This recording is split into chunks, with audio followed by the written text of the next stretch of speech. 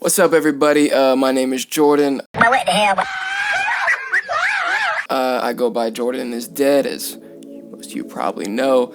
This is the Corridors Breakdown. I've been waiting to do this video for a while, and fucking intro, let's get into it. Firstly, I apologize if I'm talking fast. I got a lot to say, and I don't want to keep anybody here for too long. So, alright, so what I'm going to do with this, just to give you guys like a basic breakdown of what's going to happen with this video, I'm going to explain the overall concept. That'll be the first part of the video. Then the second part, I'm going to break down each individual track and what I'm talking about and what they mean to me. And then the third part, which I think is the most fun and the most interesting part, is I will be connecting it to the Greenleaf Theory and how it fits into the overall universe and overarching story and narrative that I'm trying to tell. So without further ado, let's get into it.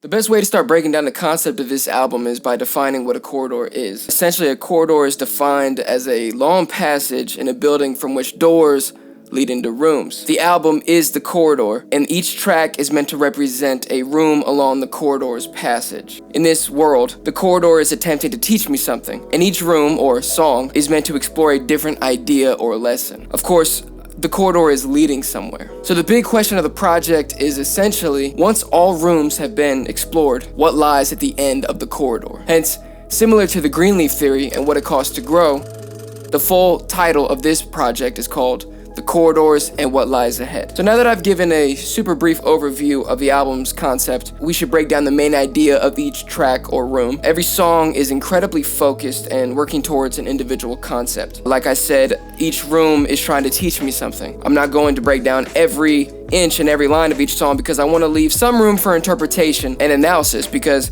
that's the way I typically approach music. So we start out at the intro, Veins.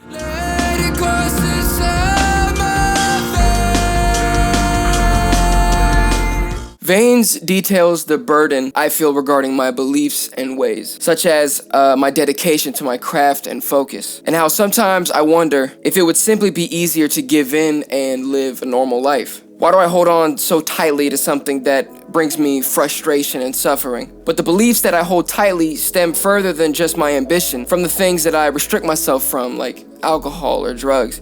And other vices, and my relationship with them in a world plagued and surrounded by their influence. Why must I find myself different in so many ways? Ways that continue to harm me. Why can't I fit in with others and their lifestyles? Why do I let these burdens fuel my rage? I can't believe they cannot see what I see is about a close friend of mine. I wrote this song in light of a conversation that we had, the details of which are in the song, so I'm not going to go too deeply into that.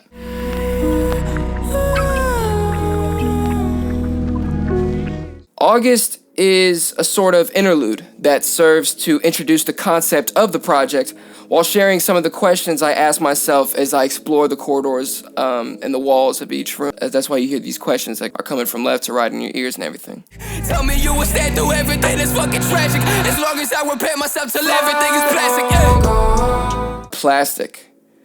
This room depicts a low point in my creative journey. I couldn't tell if what I was making was authentic music anymore, or I was subconsciously making it knowing that it would likely receive the reception that I was looking for and that I desired. I kept finding myself sacrificing pieces of myself to further sell myself to a greater audience. I was fabricating songs that I felt didn't truly reflect what I wanted to make, but making songs that were easy, simple, and I knew could be well received. And I was becoming more and more formulaic, thus becoming a machine, becoming plastic. This song is the moment of salvation and freedom in breaking free of such a burden.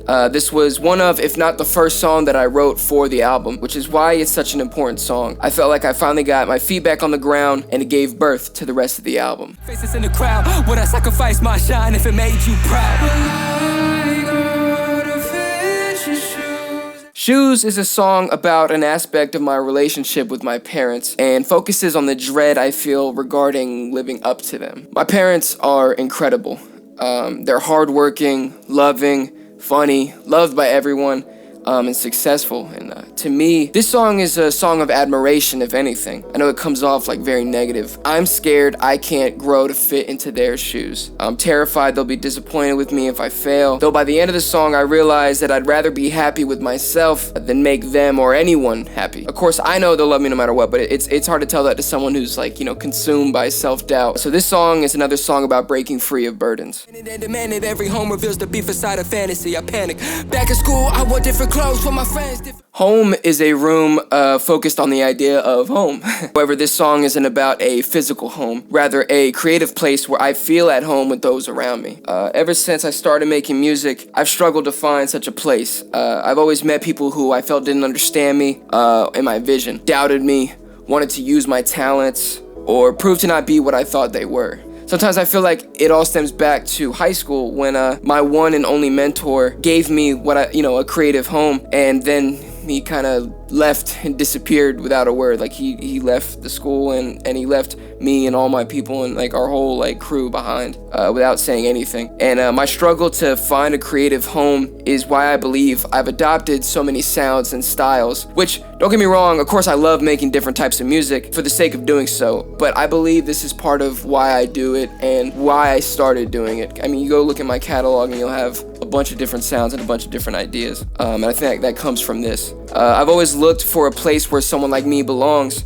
and I have yet to find such, at least in the context of this song. And by the end of the song, I just accept to continue embarking on my journey alone. In a way, sort of freeing myself of the burden of like looking for it, just doing it by myself. As a kid, I used my power to create. Now that I am older, I just use it to escape. Pretend. This room is about the idea of youth, innocence, and imagination. Pretend is focused on growing up and not wanting to sacrifice who I am and what I love. This room is interested in exploring the reason why I create and pretend, and how I once did it to have fun with no other intentions, but now I use it as a means to escape. This room describes me as I watch my childlike innocence and inventive nature slip away due to the passage of time. By the time March had ended. March is another interlude that bridges the gap between pretend and justice. The story behind it is something that I'd prefer to keep in the eye of the beholder.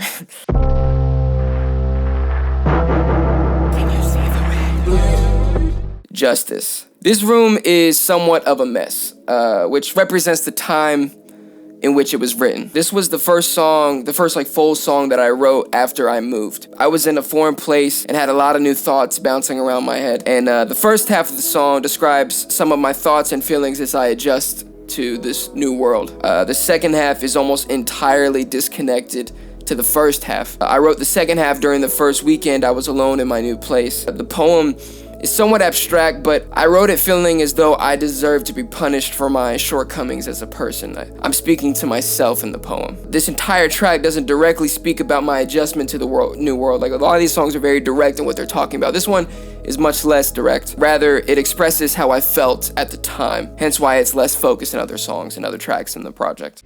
Even when you're scared, trapped inside my mind, trapped inside my mind. Trapped is about feeling as though you're hindering your loved one's potential, which is a sonic contrast to the previous room. This song is about feeling as though I'm hindering my girlfriend's potential. Sometimes I'm scared that she might be better off without me. I'm scared that I've used her. I'm scared that she won't be able to reach a point of self-fulfillment with me. It's a point of self-reflection, but also endearment of my girlfriend's strength and all that she does for me.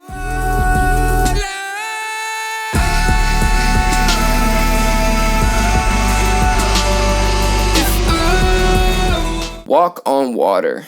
This song is about seeing God within your lover. More specifically, the way I found faith through my girlfriend. I've always found it difficult to believe in higher power, but I found that faith in seeing the strength of her. However, it gets to a point of complete and total infatuation, almost to the point of it being a poison, pure obsession. She became my religion due to a lack of believing in anything else. Each line in the song expresses an abstract idea working towards this concept. I think this is probably the best song I've ever written, and I want to keep as much of it open as possible to hopefully entice some interesting and thorough discussion about it. So I just want to give like a loose explanation of what's kind of going on with the song.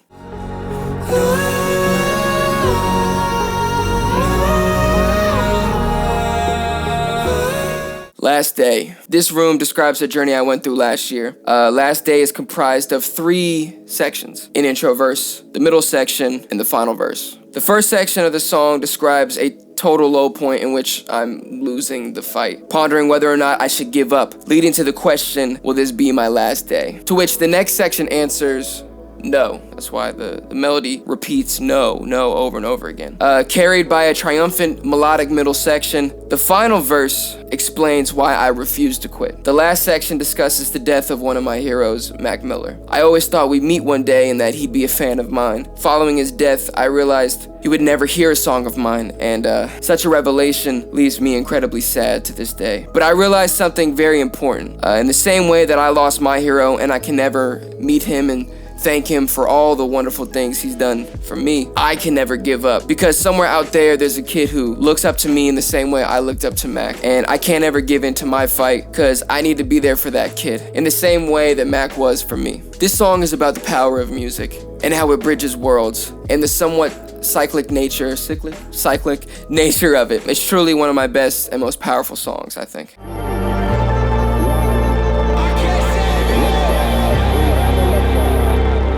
Finally, Euphoria. Now, with every room having been explored, we arrive at the final door. The whole project leads up to this outro, asking the question, what lies at the end of the corridor? Well, the answer is rebirth. Rebirth lies at the end of the corridor. After studying oneself and dedicating the time to learn from my own shortcomings and misgivings, now I must be reborn and grow from it. The first part of the song describes rebirth and ties all the lessons I learned into a resolution. Hence why the final lines of the song say, my plastic veins are ruptured when my skin is trapped and bruised.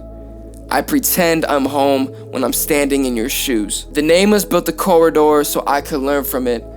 The corridors are endless cause you must return to it. Those last 4 bars do a few interesting things, I think. The first 2 bars of this excerpt stitch together various titles from the track list in order to sort of insinuate that I've explored each room and I've learned from each. You know, plastic veins, trapped, shoes, pretend. The last 2 bars basically wrap up the project.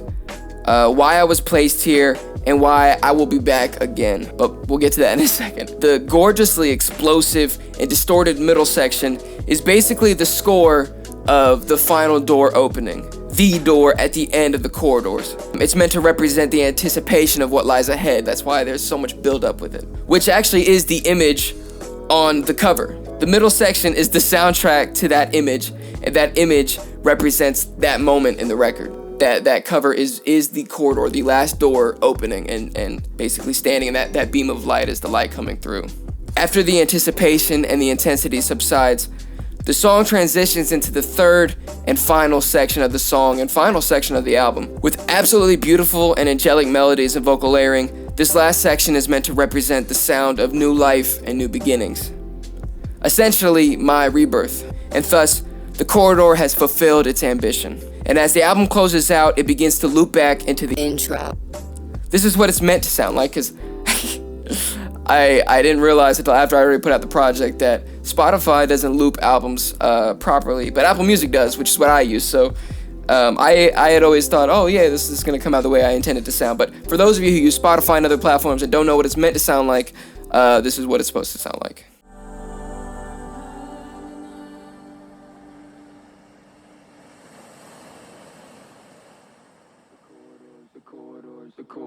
The corridors.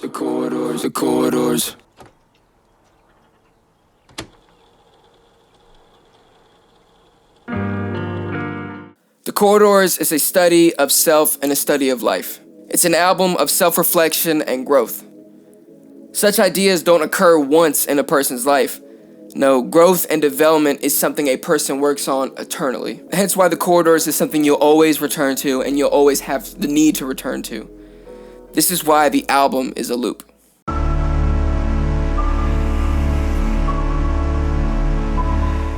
One of the things I love most about this project is how it fits into the Jordan is Dead universe, or the JID verse. That's what me and my friends call it. I love how this project connects to the Greenleaf Theory, and there are ways that it connects to my previous projects, but we'll talk about that later. First, I'm going to give a quick explanation of Greenleaf, because I realized I never actually did that when I put out that project. Just kind of put it out and said, figure it out. Greenleaf is a theoretical album, hence its title. The project is centered on growth and the consequences of such. A different kind of growth than the one we're talking about on Corridors. Successful growth, hence why it's called the Greenleaf Theory and what it costs to grow. The first half of the album has a lot of high energy, and it has a recurring theme discussing my dream and how I want it and all that. High and lights, I'm not gonna get too specific, but high and lights are talking about my dream and my ambition with music and how badly I want it. The third track, So, gets to a point where I'm basically talking about how I'm able to let go of my friends and family, and then Dark, I'm talking about my loved one, and by the end of the song, I'm talking about how I'm willing to sacrifice even that to garner the growth that I want so I can achieve my dream. And then at that point, we arrive at the midpoint of the album, and there's a sonic contrast from the first half to the second half. The second half is essentially the theory of the album. Jesus Christ. I'm using my girlfriend's computer right now, and it is unbearably slow. Okay. The second half is essentially the theory of the album, because it hasn't happened at this point. The middle song, Sacrifice, is the bridge between. Sacrifice is probably conceptually the most important song on the project. It's the glue for it all. The concept behind this project is loosely based on a sociological theory by Robert Greenleaf, in which he theorized that the strongest leader is one who starts as a peasant amongst the people.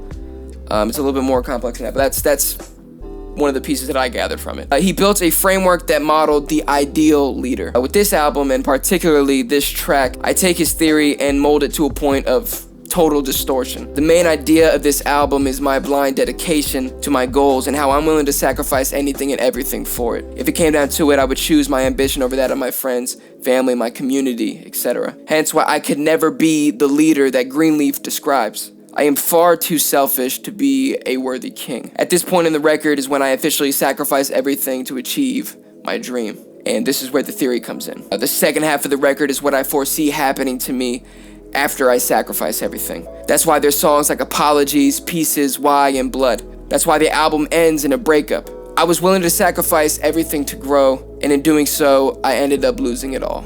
That's the future I theorized for myself. Now, that having been explained, how does it connect to the Corridors?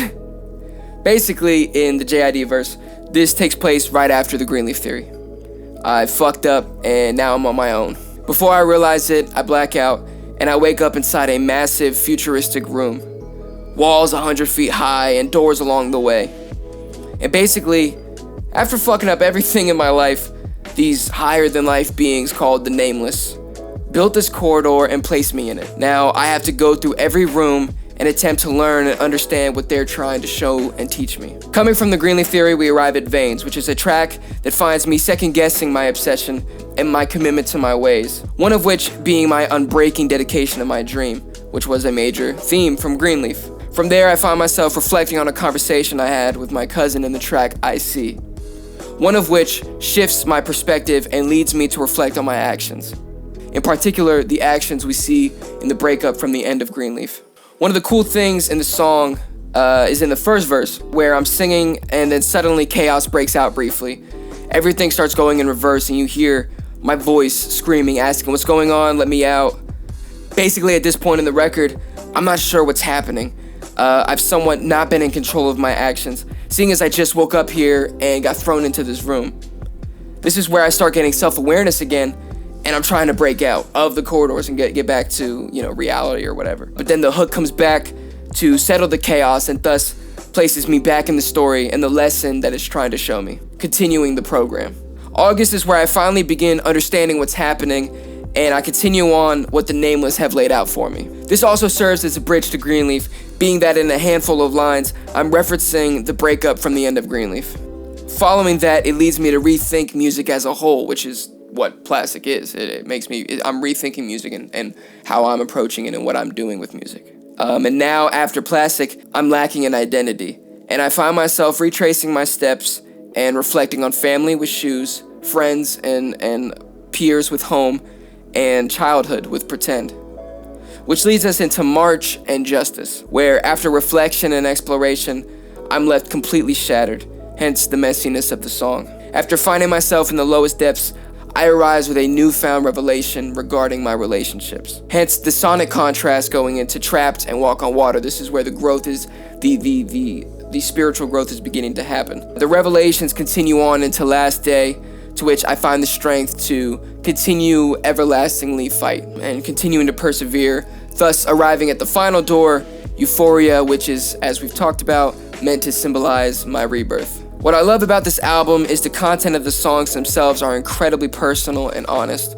Like this, each individual track is very personal. It's about a very specific thing, and they're very real to me.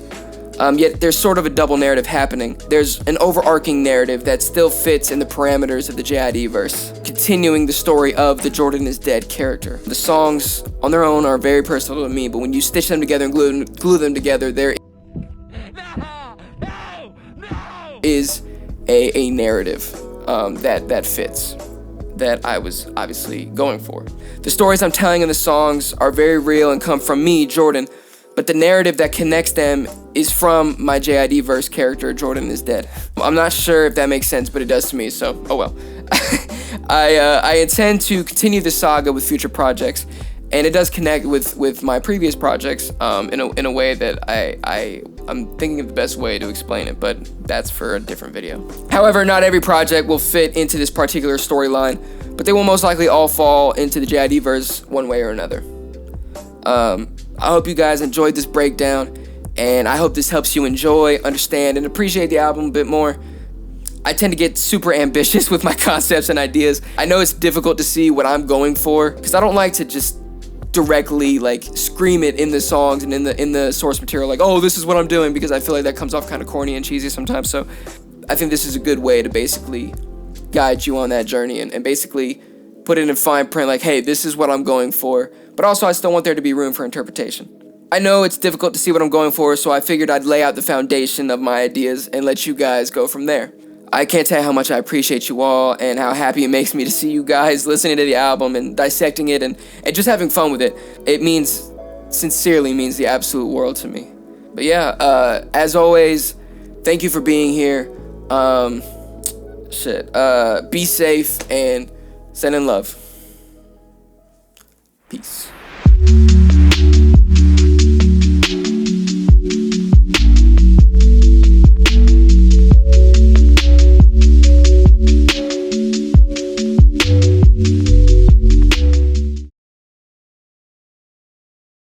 All right.